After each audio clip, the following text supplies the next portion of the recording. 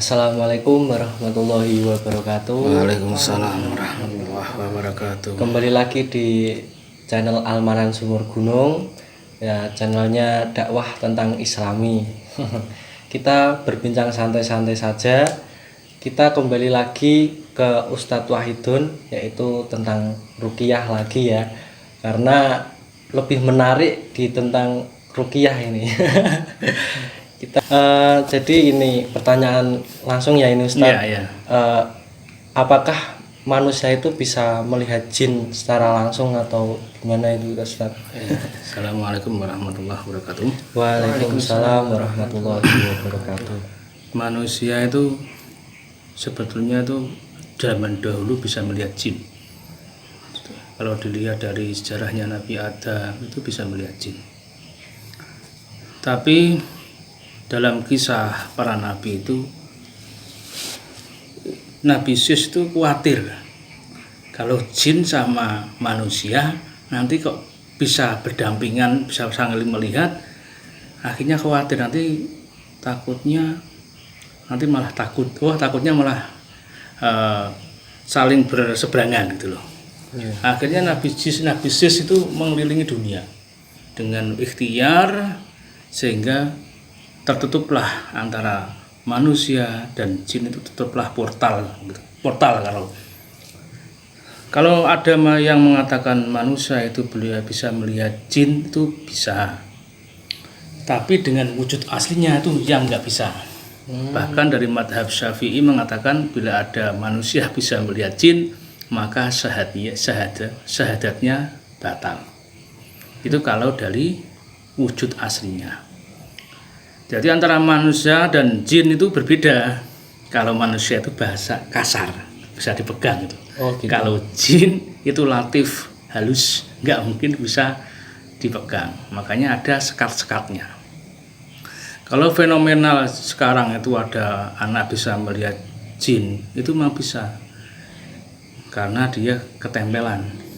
Yang bisa melihat jin pasti itu jin sendiri. Itu yang pertama.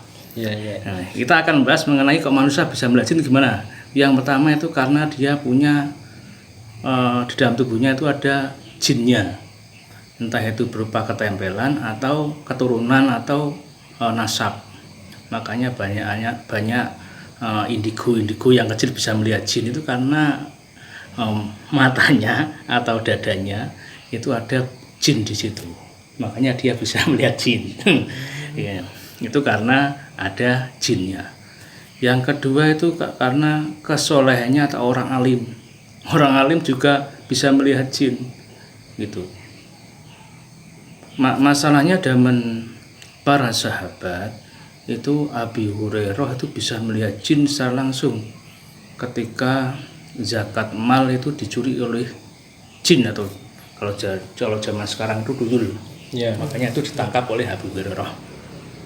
Atau Sayyidina Ali itu pernah bertemu dengan Raja Jin, sehingga Sayyidina Ali pernah minta ijazah pada Raja Jin itu bagaimana bacaan untuk menghalau jin-jin agar tidak menyerang manusia. Itu dasar-dasarnya manusia bisa melihat jin. Itu orang alim bisa melihat jin. Yang ketiga, itu yang pertama tadi ketempelan, yang kedua itu orang yang alim atau orang yang dibuka oleh Allah Subhanahu wa taala atau hijabnya. Yang ketiga itu orang dengan latihan fokus, karena pikiran itu ada titik jenuhnya di sini, ada titik fokusnya. Maka banyak perguruan atau perguruan pencaksilat itu bisa melihat jin karena dia berusaha untuk membuka portal. Kalau dalam agama itu latifah. Jadi latifah itu banyak yang ada di sini, namanya latifatu ajna atau portal ajna. Di sini itu untuk membuka, melihat jin tanpa menggunakan khodam bisa. Berarti yang pertama itu ada khodam, yang kedua orang alim yang dibuka hijabnya oleh Allah, yang ketiga itu dengan latihan. Yang terakhir, yang keempat itu dengan alam bawah sadar. Itu bisa melihat jin. Orang dihipnotis itu, kalau yang menghipnotis itu menyuruh untuk melihat jin, itu pasti bisa, karena itu dia di alam bawah alam sadar. Orang yang sedang mimpi ketemu jin bisa. Berarti ada 4. Yang pertama tadi orang ketempelan atau dari leluhurnya. Yang kedua itu orang alim yang di bawah hijabnya.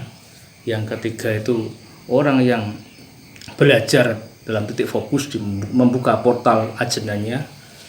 Yang keempat itu karena dia dalam bawah sadarnya, atau ketika sedang tidur atau dihipnotis oleh orang atau kelelahan sehingga dia tidurnya setengah-setengah tidur enggak itu, itu bisa melihat jin. Wow.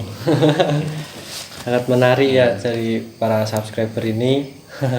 Jadi kita bisa melihat jin tuh karena beberapa hal, atas izin Allah maupun ada yang ketempelan dari jin maupun yang lainnya.